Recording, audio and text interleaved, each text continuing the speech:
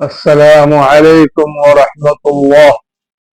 সম্মানিত দেশবাসী, দেশে এবং প্রবাসে, কাছে এবং দূরে যারা আমার লাইভ দেখতেছেন, আমি সবাইকে তাহরিকে ইনসাফের পক্ষ থেকে আন্তরিকভাবে মোবারকবাদ জানাচ্ছি।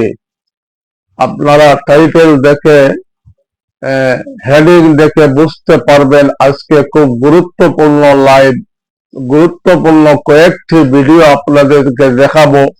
এই জন্য মেহরবানি করিয়া আপনার যারাই দেখবেন, যারাই শুনবেন, একটা সাবস্ক্রাইব করিয়া আর শেয়ার করিয়া বন্ধু বান্ধবের মাঝে ছড়াইয়া দিবেন, আর একটা লাইক দিয়া আপনার শুনতে থাকেন মনোযোগ সহকারে।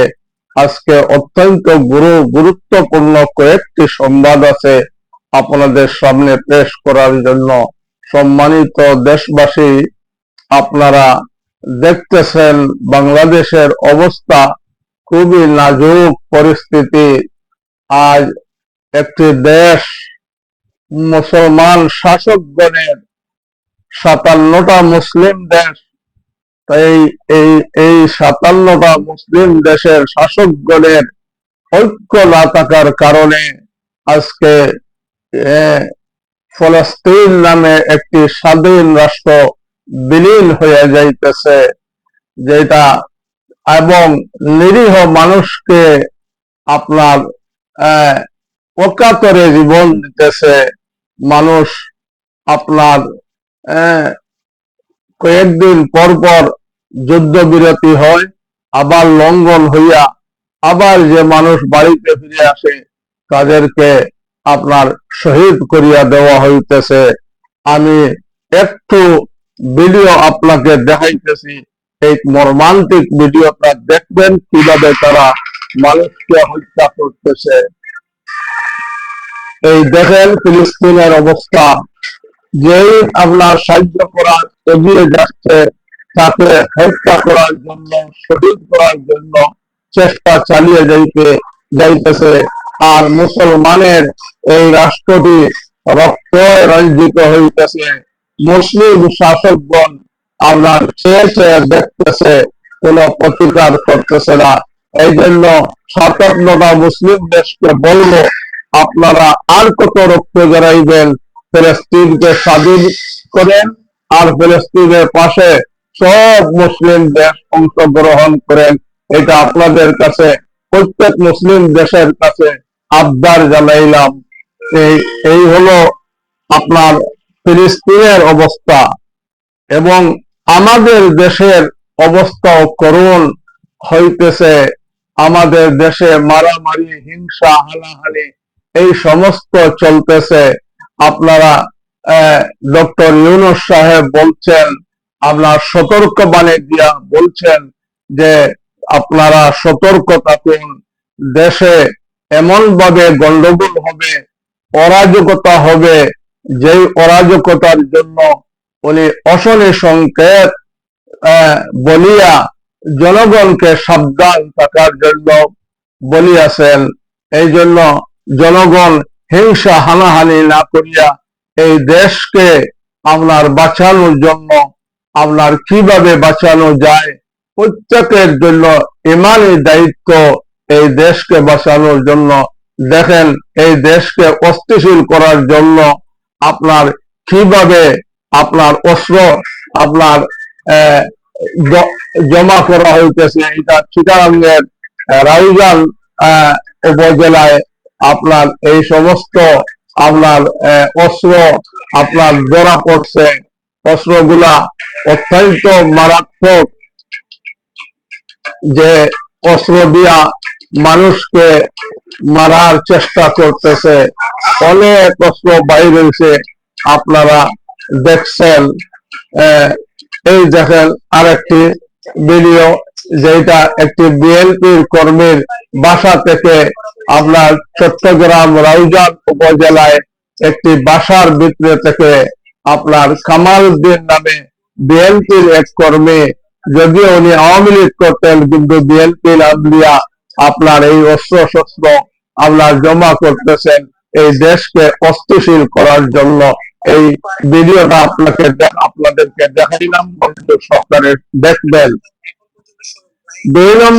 দুই নম্বরে আপনারা এই দেশকে আপনারা শুনছেন যে এই দেশ আপনার এই দেশ বিগত সরকারের আমলে আপনার উন্নয়নের জোয়ার বাসিয়ে গেছে, কিন্তু উন্নয়নের নামে যে টাকা পয়সা লুণ্ঠন হয়েছে তা আপনারা দেখছেন না। যতটুকু কাজ হয়েছে এতটুকু আপনার এখন আপনার দোষিয়া পড়তেছে যে মেট্রো রেল বানাইছেন, সেই মেট্রো রেলের আপনার বেয়ারিং প্যাড খুলিয়া এই আবুল কালাম আজাদ নামে এক ব্যক্তি আপনার নিহত হয়েছেন। এই ভিডিওটাও আপনাদেরকে দেখাইলাম। অথচ বিগত সরকারের লোক বলিয়া বেড়াইতেছে যে এই হাসিনাই একমাত্র আপনার এই দেশকে উন্নয়ন করছে, আর কোন সরকার এই দেশের উন্নয়ন করতে পারে নাই। কিন্তু এই উন্নয়ন হইল আপনার টাকা আপনার একটা আত্মসাৎ করার একটা আপনার যন্ত্র। টাকা আত্মসাৎ করার জন্য এই উন্নয়ন প্রকল্পগুলা আপনার প্রকাশ করিয়া টাকা লুণ্ঠন হইয়া কোটি কোটি টাকা দেশ থাকিয়া পাচার করিয়া আপনার হস্তগত করিয়া এই দেশ থাকিয়া নিয়ে গেছে। এই দুইটা ভিডিও দেখাইলাম। আরেকটি ভিডিও যেটা আপনাদেরকে দেখাইতাম যে মানুষ কিভাবে খুন হয়। এই দেখেন একজন মৌলানা এই দেখেন আপনার শিকল বাদা মৌলানা মহিবুল্লাহ মাদানী, যিনি আপনার গাজীপুরে ছিলেন। এই গাজীপুর থাকিয়া আপনার সে বা কারা ইসকন সদস্য হোক আর আপনার এই বিগত সরকারের লোক ওটাকে গাজীপুর থেকে উঠাইয়া আপনার পঞ্চগড় নিয়ে গেছে, আপনার নিয়া আপনার দেশ জাত করার ভারতে পাচার করার জন্য, কিন্তু পরে নাই একটা জঙ্গলে নিয়া ওনাকে শিকল দিয়ে বাঁধিয়া উলঙ্গ করিয়া আপনার রাখিয়া দিছে। এই হইল দেশের অবস্থা। এই জন্য ডক্টর ইউনূস সাহেব বলছেন যে আমরা যুদ্ধের মধ্যে আমরা যাইতেছি, যুদ্ধের পরিস্থিতি আসছে। এই জন্য এই অশনি সংকেত উনি দিচ্ছেন যে সবাইকে সজাগ থাকার জন্য, সবাইকে আপনার সুচ্ছার থাকার জন্য।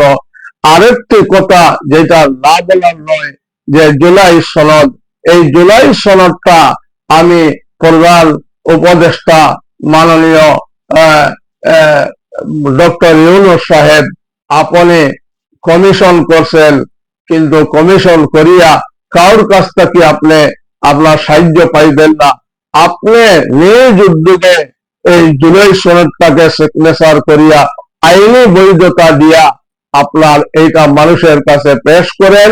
এত জুলাই যোদ্ধারা যারা নিহত হয়েছেন 2000-এর ঊর্ধ্বে শাহাদত বরণ করছেন, প্রায় 20,000-এর ঊর্ধ্বে পঙ্গুত্ব বরণ করছেন, তাদের বিনিময়ে আজকে আপনি এই প্রধান উপদেষ্টার দায়িত্বে আছেন। এই জন্য ওনাদের কথা, দেশের 80% মানুষের জনগণের আকাঙ্ক্ষা, আপনি জুলাই সনদকে আপনার আইনি বৈধতা দিয়া সিগনেচার করিয়া প্রয়োজনে প্রধান বিচারপতির মাধ্যমে আইনি বৈধতা দিয়া এইটাকে পাশ করান আর 72 সংবিধানকে বাতিল করেন।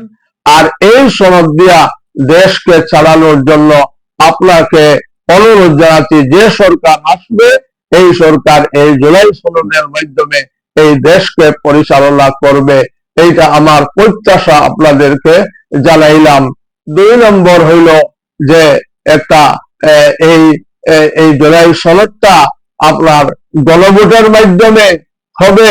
এই জন্য হ্যাঁ এবং না ভোট আমরা দেখতেছি, আপনার শতকরা 80% মানুষ হ্যাঁ ভোট দিয়েছে অনলাইন জরিপে। এই জন্য যদি হ্যাঁ আর না ভোট হয় তাহলে হার পক্ষে ভোট দেয়া এটা হাকে জয়যুক্ত করার জন্য সবাইকে অনুরোধ জানাবো। আর লাস্ট কথা, সমস্ত ইসলামী দলকে বলবো, আপনাদের মধ্যে ভেদাভেদ ভুলে যান।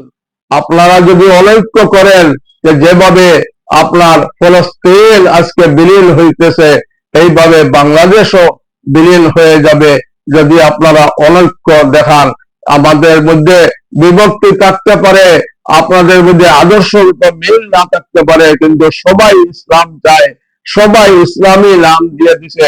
এই জন্য আপনারা সবাই ঐক্য ধারণ করে এক প্ল্যাটফর্মে আসেন, আর ঐক্যবদ্ধ হইয়া একটি মার্কা নিয়ে আর একটি বাক্স নিয়ে নির্বাচনের প্রস্তুতি নেন। এই আবদার আল্লাহর খেদমত আপনাদের খেদমতে জানিয়া আমার লাইভ শেষ করতেছি। অনুরোধ করতেছি যারা দেখবেন লাইভটারে সাবস্ক্রাইব করবেন, আর শেয়ার করিয়া আত্মীয় স্বজন বন্ধু বান্ধবের মাঝে ছড়াইয়া দিবেন, তাদেরকেও বলবেন একটা সাবস্ক্রাইব করার জন্য। এই আবদার জানিয়ে আমি আমার লাইভ শেষ করলাম। খুদা হাফিজ। আসসালামু আলাইকুম ওয়া রাহমাতুল্লাহ।